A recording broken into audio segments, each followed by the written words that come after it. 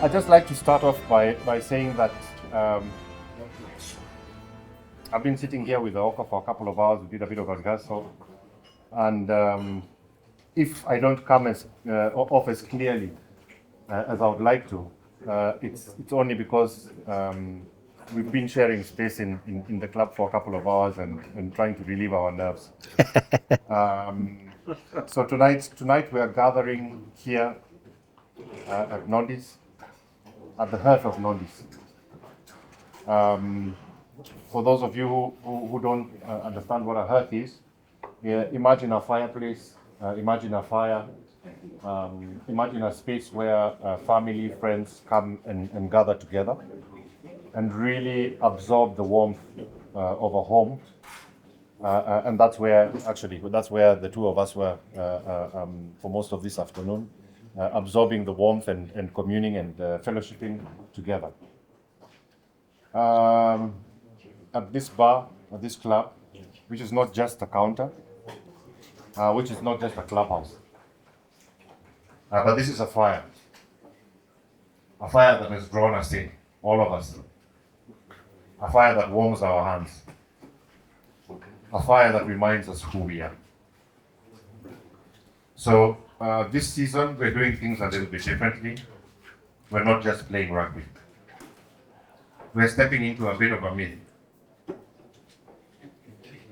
We are using the myth inspired by The Lord of the Rings, and our theme, Return of the Kings, calls us to reclaim our crown. Not out of ego, but of culture, connection, and legacy. Like Aragorn, if you are familiar with The Lord of the Rings, who returned as a king, but who returned to heal and unify. So we too return to honor those who came before us. So each of us is part of a fellowship. We all have different gifts, we all have different personalities, but we have one shared quest. So that is why we are launching these monthly theme nights, and we're calling them Echoes of the Fellowship. Our old boys, our guardians of the legacy, Auka being one of them. They carry scars, they carry stories of battles that they did in the past. Their voices are not just sounds, their voices are scrolls. Their memories are maps. Their presence reminds us that Nondies is not just a club. It's a continuum that has been going from 1923. But one day, you guys, our current squad, you'll also stop playing. And when that day comes, you guys will also become keepers of the place. The fire that you spoke now,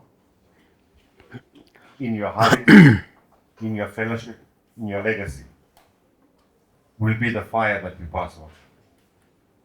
So take it with that in mind. Take it with the understanding of the history we carry and the history that you carry on your shoulders today. So tonight, as we welcome our speaker, former chairman Auka Gecheo, a man who led Nondies through fracture and unity, through relegation and then redemption, through a centenary, but through renewal as well. So let us not just listen for his stories. Let's not just listen to his story, but let's listen to the lessons as well. Lessons about what makes Nondies home.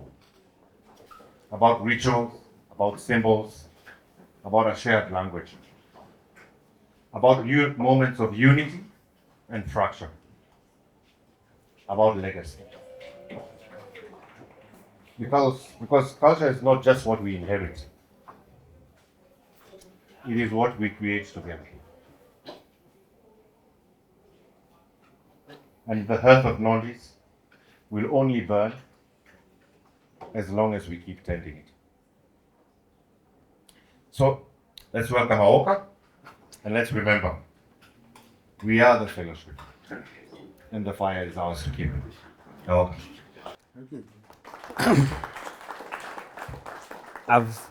Thank you, Sashko. I've never been in a serious forum in this club like tonight. I'm honestly nervous, but good evening, everyone. Karibuni sana. I think let's start by really giving a huge round of applause to Ben and Sashko and Chairman for putting this together. Really a huge step, I think, in the right direction.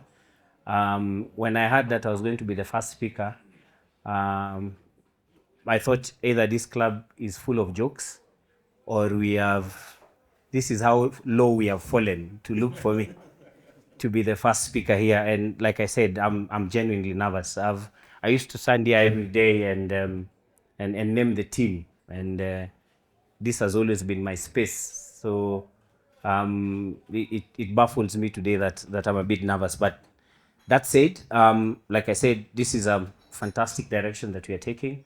I've been asked to speak about culture, about the Nondies culture, and what that takes and what it means to each and every one of us. And I was, like Sashko said, I've been very privileged to be having the chairman here when this club turned 100 years. And I also had the slight misfortune of being the first chairman who was relegated. But in the same breath, the first chairman who won second division in this club. There's no any other chairman who has won the championship in this club for me, guys. Surely.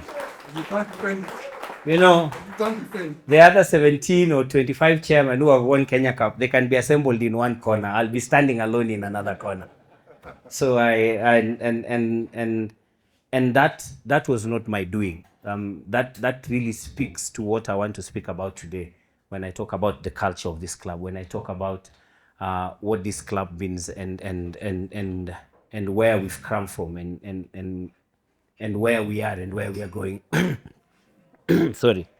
So I'll start by asking, what really makes Nondies feel like a home? Why are we all here? There's a lot of people who I worked with over here. Aruna is not here. She was my able secretary who used to keep me in check for many years. Joff is not here. But there's Were, who I worked with in my 9 Mugabe years as the chairman of this club.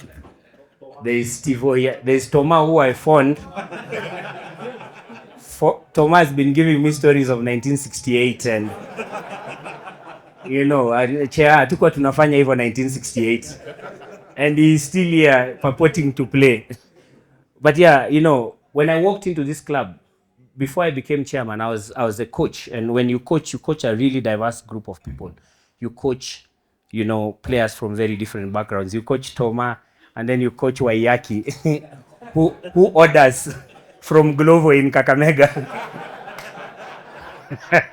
And he's like, oh my gosh, this guy is like 17 hours away. He's using Anduthi from Westlands to bring you chicken wings in Kakamega. It will take 17 hours. You know, you coach a really diverse group of people, and then you become chairman, and that's when it hits you that that diversity you thought you had in players, there's more to it. You know, I walked into a club that was going through a transition from what I would call the old Mzungu ways of doing it to a more, you know, local club that has a lot of us here. And it was really a period of fracture, a period of a lot of soul searching, and a period of, you know, trying to find ourselves as a club. And like I said, you found the Mzungus who come here with their rugby jerseys tucked inside their jeans with their Masai belt and safari boots, and they drink Tusker. And you know, they own their space, and they really belong there. Then I went through what you'll call the new age Nondies, you know. The guys who had started when making 1 shilling or 2 and they thought they could take a gin and tonic and they were cool.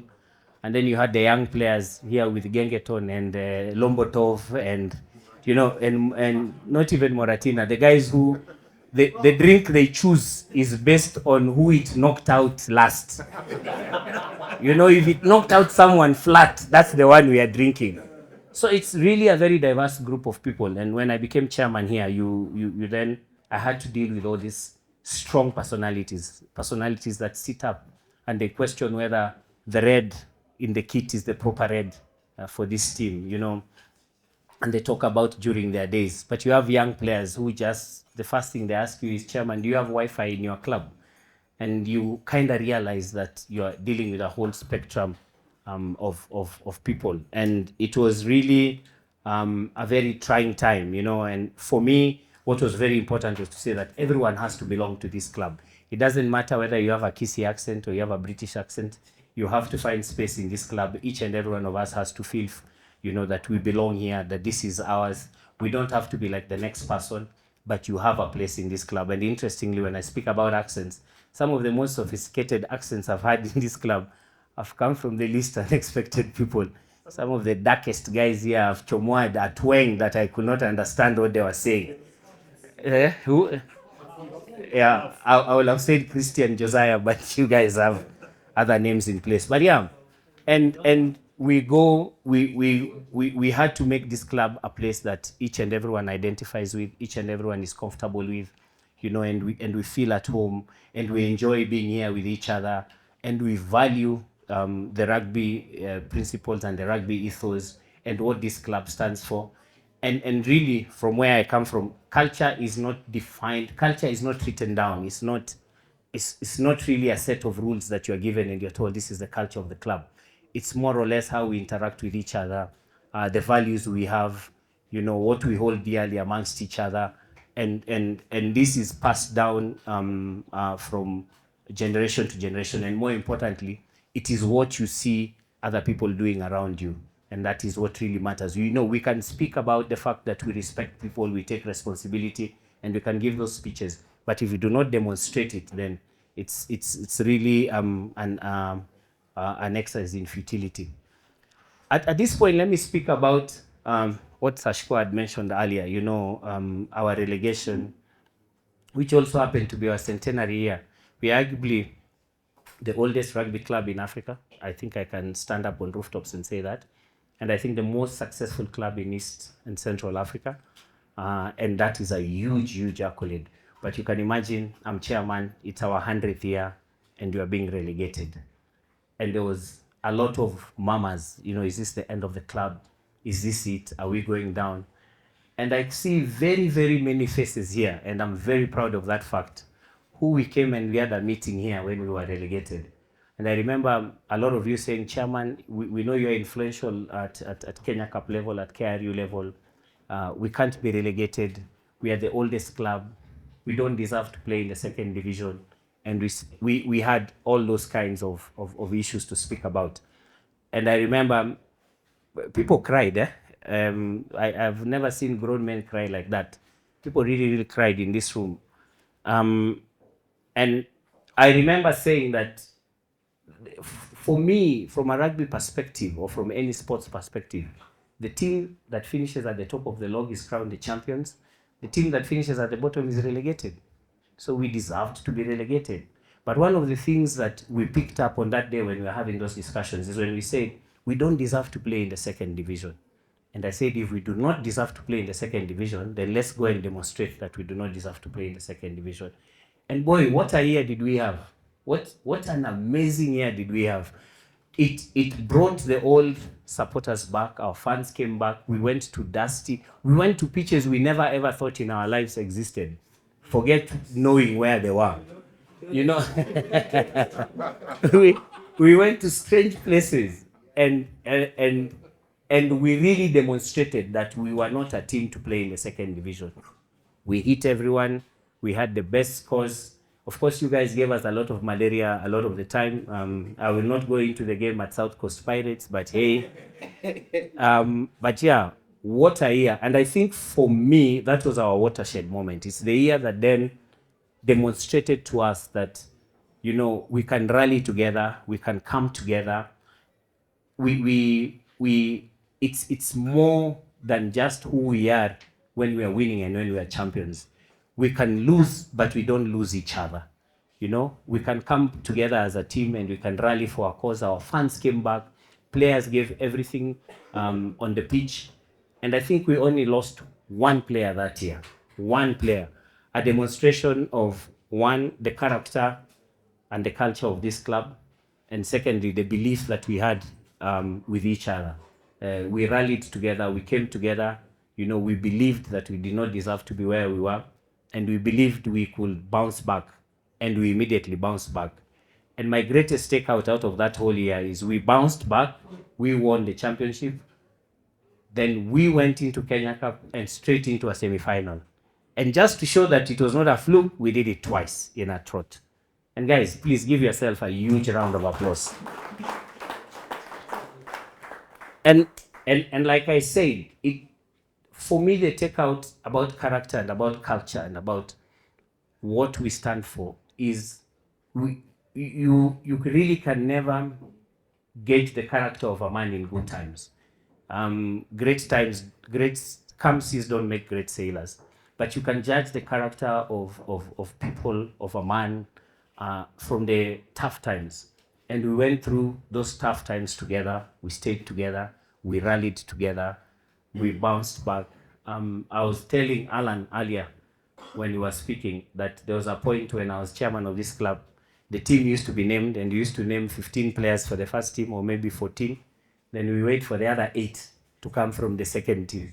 So there are guys who will play for the second team and then come and sit on the bench for the first team. Or even live straight, you know, the coach will come and remove you with 15 minutes for you to catch a breather because you're going to start in the first team. And now seeing the numbers that we have over here, and not just numbers for the sake of numbers, just seeing the quality of players we have in this club, just seeing the belief that you have in this club, just seeing how you guys rally around each other, how you believe in each other, how you carry each other around, really speaks volumes to where we have come from, where we are. This is a club that if you walk upstairs, you'll see black and white photos from years gone by. Richard Muturi is in a lot of those black and white photos, standing next to Alan. So maybe you can't tell it's him, but that's him next to Alan. But also a club that has gotten to a phase where we are trending on TikTok, on Instagram, and it's really something that speaks volumes to who we are and where we are and where this club is going. Allow me to also just speak about the DNA of this club and what's this club about. And if there's any player who talked to me when they were transferring from another club, when they were joining this club when I was chairman, I kept on saying that in this club we play rugby for rugby's sake. And I'm very proud of what I had coming from this team when some players walked into this club and the players themselves are the ones who turned them away and said, we don't think you will fit here. And that really speaks volumes to how we've grown as a people. Our culture, you know, I was again speaking to Richard and Alan earlier saying that we got into a place where we will sit around a table and say, here are 5 players who are interested in joining this club. And the players themselves will sit around a room with me and say, Auka, I don't think Ben should come to this club. We don't think he will fit with us. We don't think he espouses the values that we espouse. We don't think his character, no matter how good a player he was. So that you know, that speaks a lot. And I keep on saying that the greatest asset we have as this club is the people. The people is the greatest asset. We exist, at our core, we exist as a rugby club. We do rugby for the sake of rugby, but the greatest asset we have is our people. And I keep on saying, we get the right people, we get those people to be right, everything else will follow. Everything else will come into place. The championships will come, the winning will come. I might not have won very many trophies in this club, but I'm very proud to see a lot of the guys who passed through my hands, if I can use that word, that phrase, you know, being very successful in their careers, you know, growing. When Shimoli came here, I'm surprised that he can wear a tie. I know he struggles with it still, but listen, he can. You know, seeing people come here, get into careers, you know, grow as members of this club, and you know, sitting here and at one point when this is one of the club that loses players to careers and development and growth, and that is a very good place to be at. That's a very, very good place to be at. I used to tell players here that I want to be able to come to this club and sit at the bar and I can be bought a drink by one of the players. And I do not want to be seated there thinking, if I go to that club, are they going to extort me? Am I going to go through problems? And in my earlier days, it used to feel like that. I don't think it feels like that anymore. And I'm very proud of the fact that, you know, we've grown as a people. We've embraced the values of this club. We love this space. This is our space. This is where we belong. And we really look forward to being with each other every day. And like I said, culture is about those small things we do each other. And if we treat our people right, if we take care of our players, if we see value in you, we want to see you grow, we want to see you, you know, move up the ladder and you know, getting better and better. There's a lot of old wazes here who have assisted a lot of the players here and a lot of us. I just don't speak about players in terms of placements in careers, in terms of internships, in terms of business growth.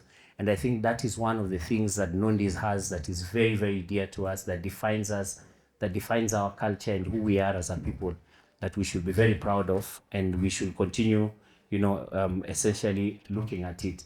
And one of the roles that we have to play is then speak about what is the legacy? What role do we have to play? We do not exist as an era, and I think Sashko mentioned it. We do not exist as Nondies now. We are a continuum. There's people who existed before us in 1923, and there will be people who will be here. This club, I keep on saying, in what is 100 years from now, 21, 23, this club will be there, and it will exist for rugby's sake. There are other institutions that have come, and they will be there, and they will dominate, but maybe they don't exist for rugby's sake. This club, whether it will be playing the first division or the last division or whatever division, this club will exist 100 years from now as a rugby club. But I think what is most important is what role will each and every one of us have played, so that when 100 years from now, we'll definitely be in a bigger stadium, bigger than Talanta. You know, we'll definitely we have a better clubhouse. We'll definitely have a better chairman than the one we have now. We'll definitely have a better coach than the one we have now. You know, we will have grown in leaps and bounds. And I think the most important thing is when those people look backwards and look at those of us who donned this shirt, those of us who were here before, what role did we play? And how did we, you know, carry that flame? How did we move forward? How did we add value? It's about how we represent the badge, how we represent the shirt, how we carry the values of this club, and how we make this club better than we found it. And I think one of the things that each and every one of us, from a legacy perspective, has to think is, am I leaving this place better than I found it? Have I played my role? Have I made that jersey a better jersey than I found it? Have I made this club a better place? Have I made this clubhouse an amazing place that any young guy who walks here is very proud to say that I want to be part and parcel of that ecosystem. I want to be part and parcel of that family. And that is very, very important, especially to the playing squad now. And it's not just on the pitch, it's also off the pitch. How do we mentor the young kids who come here? How do we hold their hands? How do we impact them? How do we transfer the values to them? And like I said, you don't need a rule book. You don't need a set of rules to be given and say this is what you follow. You just, those kids just have to look at the next person, have to look and say, I'm very proud of who Alan is and I want to be like Alan. I like the way Richard carries himself as chairman and I want to be the chairman. And I'm very proud of how Thomas plays. What position does Thomas play? I'm very proud about how Thomas carries water and I want to carry water like him when I grow up. It has to do with all those things we do, and we have to do them with passion, and we have to love them, and really we have to enjoy them. And in my formative years as a chairman here, you know, I used to be asked, are you worried about the club going down? Are you worried that these are the end days for the club? And I said, it never worried me to lose. It never worried me to get relegated. What worried me is this. If we ever lost this, we were gone. If we ever lost our culture, if we were ever under so much pressure, so as to say we are going to push aside some of the values that we hold dearly for short-term gains, we will not have been here. We stuck to what really is the Nondies culture, what is the Nondies way of doing things, what are the rugby values. We stuck to it. We paid the price for it, but look at us now. Look at where we are, and look, and I'm not saying we are the best club in the country, but look at where we are headed, you know, as a community club, and as the values and where we are heading as a club. And I believe we are headed to a very amazing place. In conclusion, like I said, really want to thank the people who have put this together. This, if you know, this fireplace, the stories that are told about this club are not written in committee meetings. You know, you'll have the front row standing somewhere over there and giving stories. When my wife came to this club for the first couple of times, she never used to understand how we come here on Thursday, play. Some of us didn't even shower. We will come to the clubhouse straight. Then we will talk about the same things we talked about last weekend. The same story. And we will be so happy. And we will be rolling on the floor. And when we are going home, she says, but that story is exactly the same story you discussed last weekend and the following weekend. And then, but I used to tell her every time the story is told, something new is added. That makes it very exciting. And they never used to understand those things. And they will never understand anyway. But for me, this brotherhood, this fellowship, this coming together, this believing in each other, the fact that we espouse some values that are very dear to all of us, despite all our different backgrounds, the fact that we belong here without necessarily trying to be like the next person you found here, being yourself. And that is what rugby is all about. You have props, you have wingers, you have second rows, you have chatty scrummers who are annoying. That's what the game is all about. It accommodates every kind of people. And as long as, one, we are true to what the rugby values and ethos are, as long as we are true to that red shirt, and we believe in it, and as long as we keep the brotherhood going, and we keep our values high up there, despite the tough times that we will always face, that is what makes great people, that is what makes a great club, that is what makes great men. And like I keep on saying, the greatest thing I'll ever take from this club is seeing boys grow to men, is seeing, you know, people who walked in here as small boys, you know, prospering in life and being great, and just growing, and continuing a path of prosperity and giving back to this club that we all really means a lot to us and has really played a great role too in all our lives and has made us who we are. And the most important thing is, like I said, once we have the right people, once we have the right people doing the right things, the championships will come, the trophies will come, the glory will come. But more importantly, our greatest asset is our people, and we have to keep on growing our people and ensuring that we pull together, don't lose those values that are very key to us, and let's enjoy this fantastic club that we all call home. Thank you very much. Thank you. Thank you, Chairman. Fantastic. Fantastic.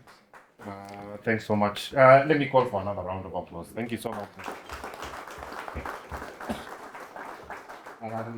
I'm positive that if we gave you the space, you could speak to us for another 2 days. Yeah, and really, then I invite you. I invite all the holders of the flame, all boys, and I invite future holders of the flame to speak, talk to each other. This is just a start for the conversations, a start for the stories. Clearly, Auka has a lot of stories, a lot of scrolls, a lot of maps that he can give you guys, you know, and that you can share with him. You have maps as well. So let's keep talking. The idea is not that he comes and just speaks to you and that's the end of that. Yeah. Let's keep talking. Meet him at the hearth, meet him at the bar, meet him at the Red Lion, you know, and have a conversation with him. Have a conversation with me. I'm also an old boy. But let's talk. Let's talk. Yeah, that's really important. That's how that culture keeps going. Um, maybe a few questions I'd like to then put out to everyone, to anyone who has a question, maybe to Auka. How is it spelled by the way? AWUKYPH? No, knock yourself out. Maybe to something that he has said this evening, or to something that you'd just like to ask Auka about. Maybe I can start with a question. I'll pretend to be a bit technical on this question. But Stuart Hall, who is a Jamaican sociologist, and is actually understood to be the father of cultural. Is this an exam? Which year was it? 1923. No, but just to bring it, from a real perspective, So he wrote that culture is not a fixed essence, but a positioning. It's always a process, And you say that Nondies is not like just one era. There's several eras, and that we are actually a continuum. So how can the current squad, balance honoring traditions, that we have at the Red Lion, with embracing the new influences, Gengeton, TikTok, and the rest of it, in ways that keep the club's identity intact, but at the same time are relevant to their generation too.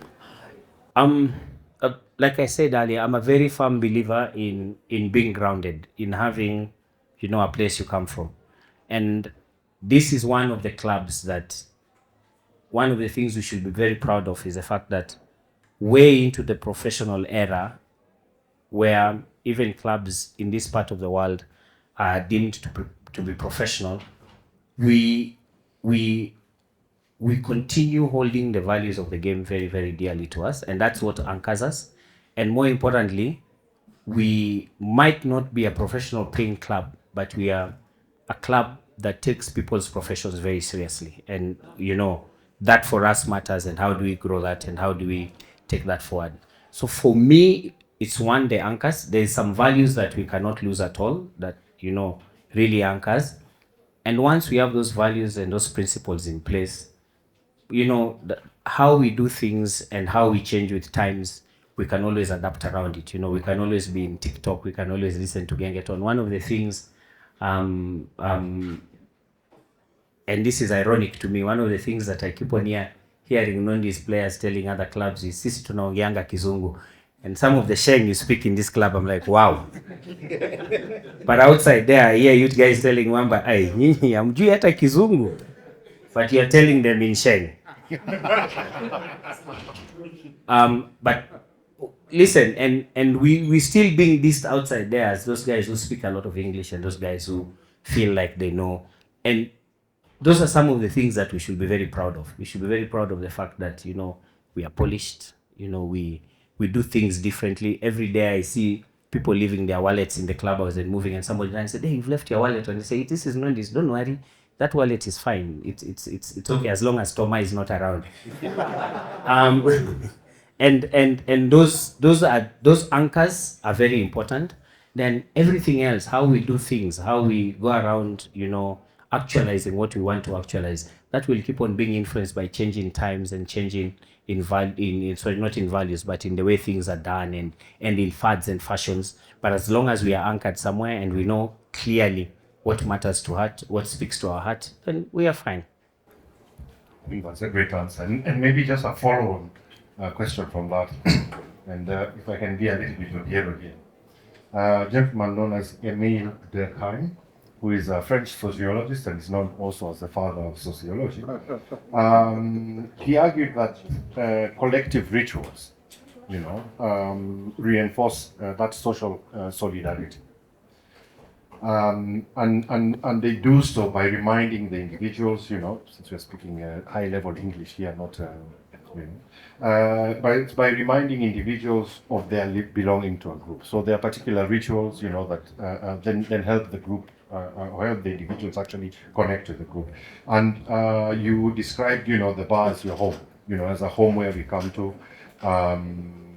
a home where stories are told, where we share our stories, even if it's the same story, but we add a little bit more to it. So maybe for the guys here tonight, the question will really be, what small rituals, maybe post-match routines, pre-match routines, singing, or whatever the case may be, or even conversations or chat in WhatsApp and on TikTok. Yeah, what rituals can the group here, really consciously protect and strengthen to have that belonging across generations? This is one of, I dare say, this is the only club that does a post-match drink up. Am I right? Is there any other club that does it? Nakuru? Cabras, when we go there.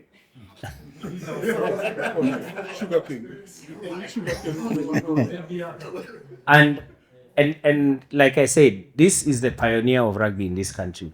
So one of the things that we should be very proud about is the fact that we are we are the pioneers of the game. We are the owners of the game, and some of those traditions, just by virtue of who we are, is bestowed upon us. I was a very huge stickler of doing post-match drink up, for lack of a better, with our opposing teams, getting them in, have a drink with them, have a sing song with them, reward their man of the match, reward your man of the match. And some of those things, by virtue of who we exist as a club, is, sorry, it's our mandate to do it. But also there's a lot of other things that we do as Nondies, as a club, that most other people don't do, even the way we name our teams on Thursday over here, I think we are one of the very few clubs that does that. I've seen other clubs also now inviting their old boys, inviting guys to come and do the team naming on Thursday. But there's some of those things that we need to take a leadership on, because of the virtue that of the fact that we are the oldest club, and it is our responsibility to protect this game, to guide this game, and to give it a direction. And like you're talking about, maybe the word ritual is a bit of a strong word in the African context, but I get what you're saying. But yeah, there are some of these practices that then we adhere to us, and we have to continue doing them, and you have to keep on carrying them forward. Okay, so that's a really important part of this club. That's my understanding that Nondies has done a lot of those things. Do you think, maybe speaking as a player, were there any practices, that you had, going before the match, preparation during the week, were you psyching yourself up? Were you just drinking the whole week, and not thinking about the game ahead, Were there any things you did in that morning, like a quick one? For sure. Something to get you. For sure, we were drinking a bit more than they drink right now. Things were a bit more relaxed then. I can tell you that for a fact. Don't think for a fact that you are the first guys to start drinking. We can regale you with stories of our days, in our days. But yeah, things have changed. Every group of players and every team that comes on, you have what works for you, what works for the other guys. We have individual practices that we do. Which boot do I wear first? Alan had his favorite underwear that he used to wear. That was his game. We never washed that. He was his game-winning underwear. And individuals have their own rituals, but also as club, as teammates, as people who are together, those things are very important. Just in terms of putting you together, giving you a common purpose, and pointing you in the same direction. Fantastic. Maybe my last question before I pass it to everyone else. I've been very excited to come in as mental skills facilitator or coach. I'm not sure what you call it.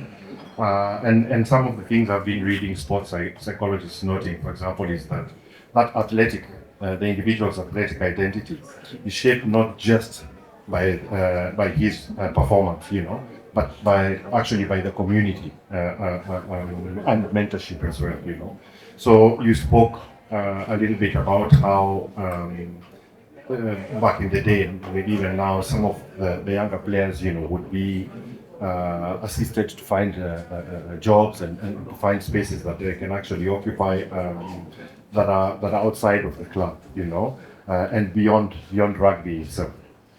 So my question to you is, in terms of the current squad, what should they really understand about how their growth off the pitch? We spoke about language and the like, but in terms of their studies, their careers, whatever kind of CSR they might be doing, actually strengthens the club's culture, and then really ensures its sustainability. We've spoken about the fact that this club has really held a lot of people's hands, in their careers, in their schooling, in the internships, and what they've done outside of the rugby space. And I think again, this is one of the clubs that is forefront at building the man first, then the rugby comes after. And that is very important. It's very important in the fact that any sports career has a very limited time frame. The time will come where you have to move on to other things. And I keep on saying it's very, very important. And one of the things that I've loved about this club is where players take accountability for each other in terms of what do you do, how are you furthering yourself, do you just come here for a kickabout, is there more to you than just playing rugby in this club? And that is very important in terms of growing the people we have. And I've said one of the not shortcomings, but one of the challenges that this club has had is the fact that we've had very good players who've gone into very good careers through this club or through their own means, and their careers have been cut short, while in a lot of other clubs there's people who play rugby first and then you try and chase a career later. One of the things I like to encourage each and everyone is, it's very important for us to ensure that over and above the rugby that we are playing here, we have something else we are doing. We are growing our skill set, we are educating ourselves, we are getting better at something, because at some point in time this will come to an end. This is not a career in itself, this is not an end. And it's very important, like I keep on saying, that you can always come back into this club and walk into that bar and buy a drink or two and feel at home with your colleagues. And that is really critical in terms of our outlook to life. Yes, rugby is what brings us together here, but the person, the human, is what is the most important asset that this club has. Fantastic. So it's about the man that you are in the jersey and the man that you are out of the jersey. Absolutely. Maybe time to pass to questions. Anyone who has a question? In English. Thank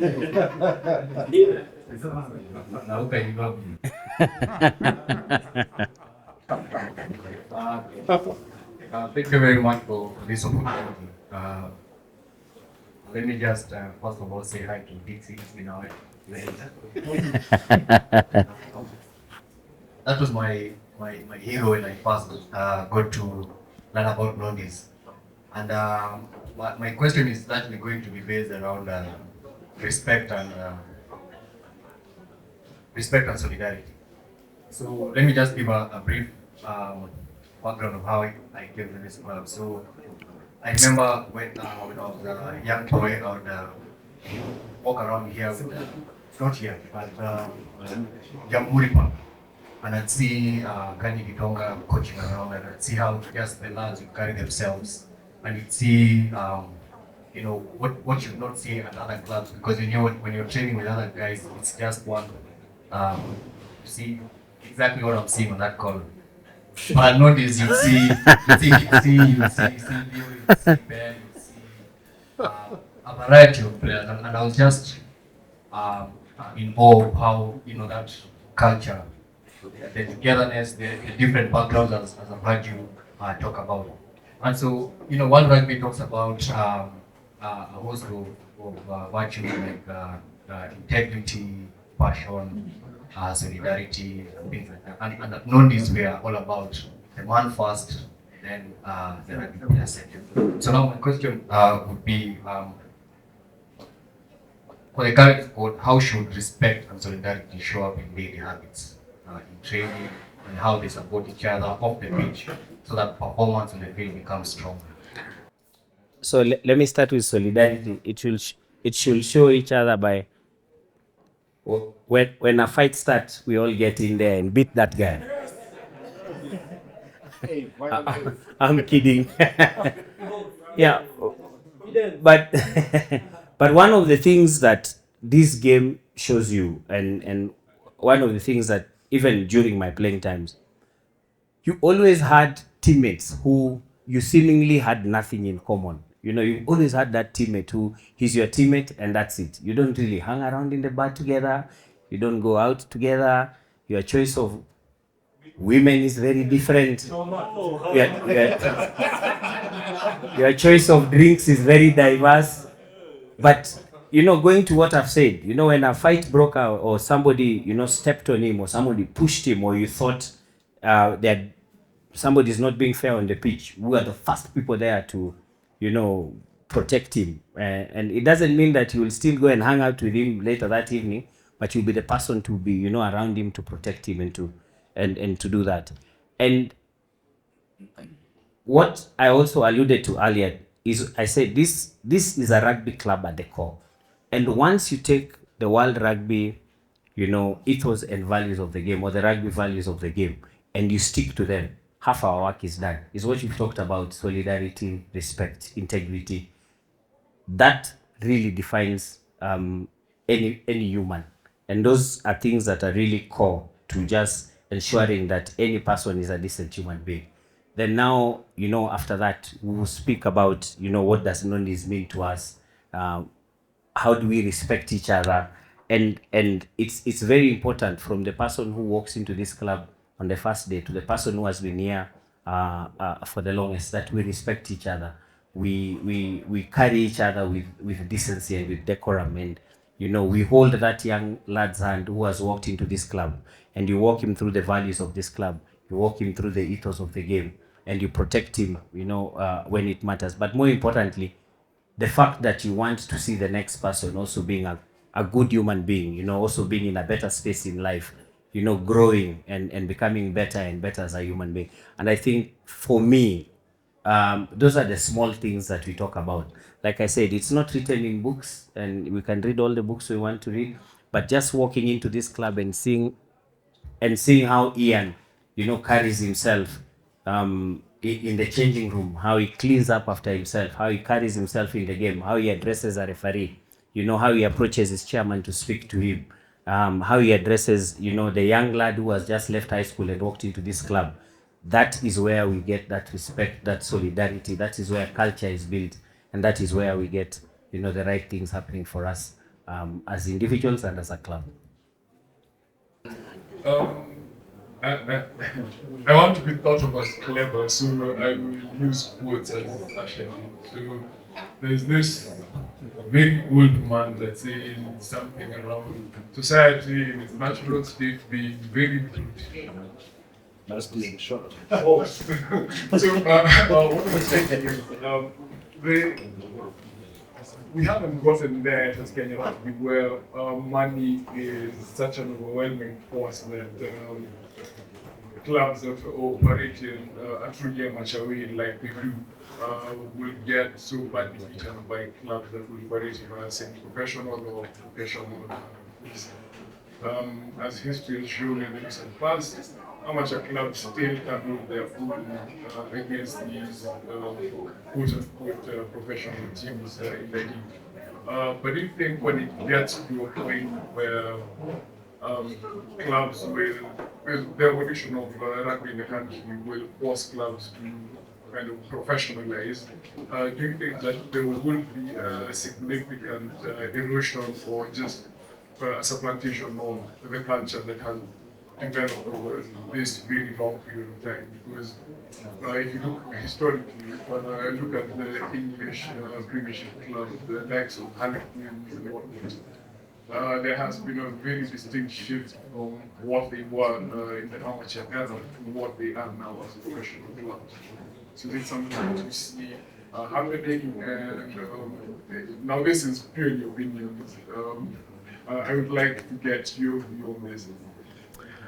So I'll give a two-pronged response to your question. But first, let me start by making it very clear that rugby in Kenya is still light years away from being professional. Rugby in the world is still not anywhere where some of your top sports are.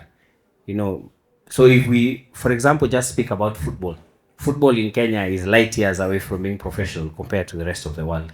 And that's the most popular sport. That's the sport with the most money. That is where everyone looks at. So you can imagine what it will take to get rugby there. At the so-called professional clubs,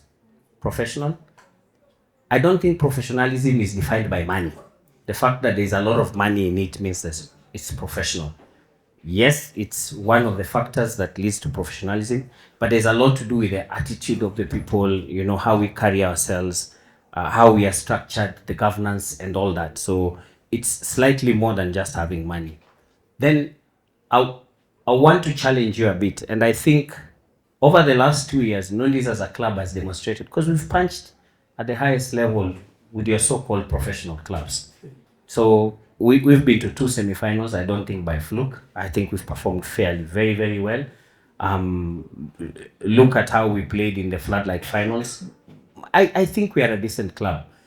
And this speaks to the fact that we did not, as Nondies, compress ourselves to the fact that money is what professionalism is all about. There was structures, there's governance, there's how we carry ourselves, there's how we do things, and all those things put together. And the fact that, and I keep on saying this, the Swahilis have a saying that ukijaribu kushindana na ndovu kunya utapasuka msamba. We were very clear that there are things we cannot be able to get 40 million Kenya shillings a year to run this club. So let's not fight that fight. Let's look at the fact that what else can we do as a club that can make us competitive, and that's why we spoke about the culture of the club, the people we attract to this club, who we get to drive this club, and there's all those other factors that then come into play that I think this club has done very well, and maybe other people are not, and that's why we are competing at the highest level that we are. Yes, there's a huge gap, but I think it's narrowing down. I strongly believe that this club can challenge to play in a final of Kenya Cup. I strongly believe. Maybe that's just me being a bit too optimistic. But when I look around, when I look at the kind of rugby we are playing, when I look at the attitude that this club has, when I look at how we are doing things, how our governance structures are, our attitude and how we are carrying ourselves, we can punch there. Of course, we will do much better if we had slightly more money, without a doubt. But I think without seeming to downplay the fact that money is important, I think we've done very well in terms of all those other aspects that we bring to the table, and we should continue doing that. And like I keep on saying, the rest will come into place. The money will follow us. The world will see that we are doing the right things, and all other things will fall into place, and we will be there or thereabout. Can I add a comment on that question? Yeah. It's important. Good evening, Nondies. Good evening. I just want to add a comment because that's a very important question he's asked, and I always go back, and I'll tell you for a fact that hey Chairman, how are you? We go back to the 80s and the early 90s here. We had those teams. And those teams were all on Thika Road. And I'll tell you for a fact, we call them.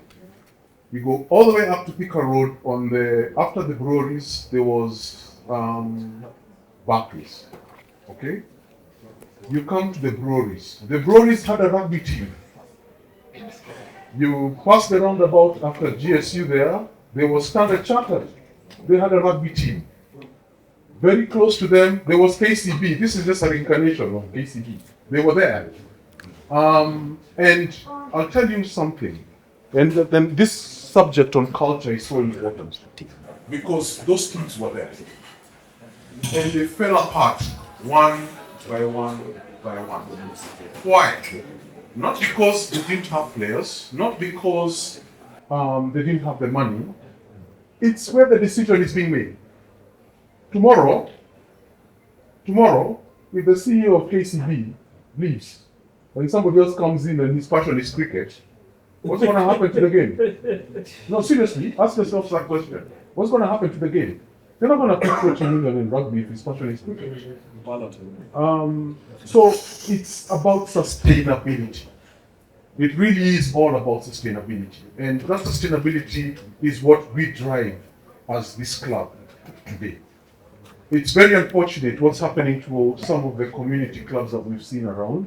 And when we talk about culture, we were with chairman here when he was still chair, when the current chairman of Queens came here. And he was shocked.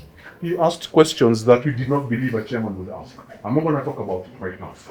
But it's taken him back to go back to his club to start rebuilding, because after Nondies in 1923, the only club that was formed after that was Queens. Okay? Around the same time, because Nondies had to play some competition. So that's where Queens came from. And it continued like that traditionally for a long, long time. So I think the question is around not looking at what is going on today and how it's happening. It's about how sustainable this is. And as chairman said, are they really professional, or is it just somebody putting money into it to gain marketing mileage? So guys, it's about the heart. I keep talking about it. It's about the heart.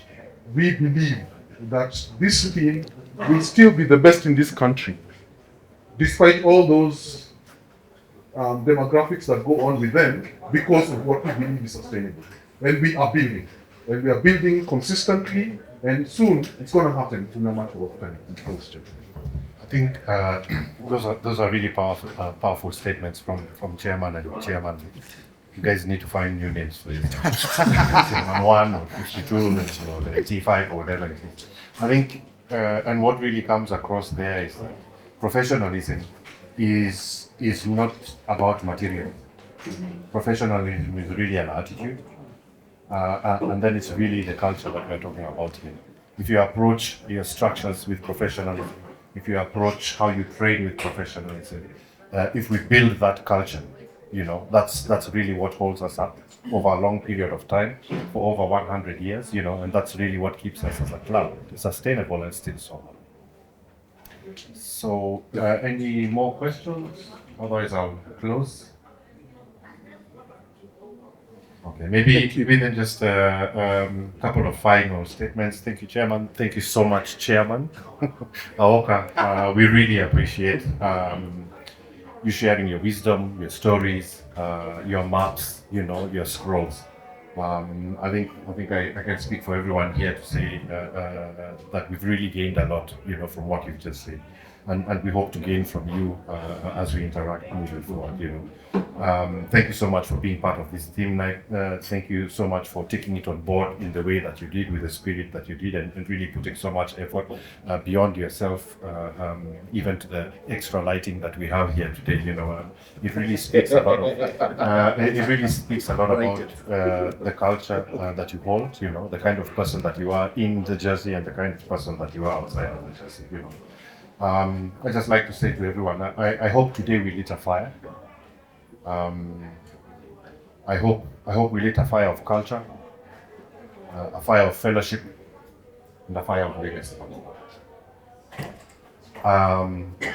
It's up to us, keepers of the flame. It's really up to us to keep that fire burning. And this is just the beginning, guys. This is just the beginning. We will have more echoes of our fellowship, more stories being told over the next year. And each night will be a chance to reflect. Hopefully we've reflected tonight. It'll be a chance to learn and a chance to grow together. That's important, to grow together. As a squad, but as a brotherhood, as a fellowship. Just like to say, we'd love to get your feedback. Auka, myself, the team, Ben, who've put this together. Let us know what you think. How has this moved you? Has it not moved you? What would you like to explore further? Are there any topics that you'd like to hear about? As I said, we'll be doing this over the next year. So it's really for us, and it's important that then we give that feedback in and really then have conversations about what we want to speak about. Again, one day you will be the keepers of the flame, So let's really hold on to that strongly.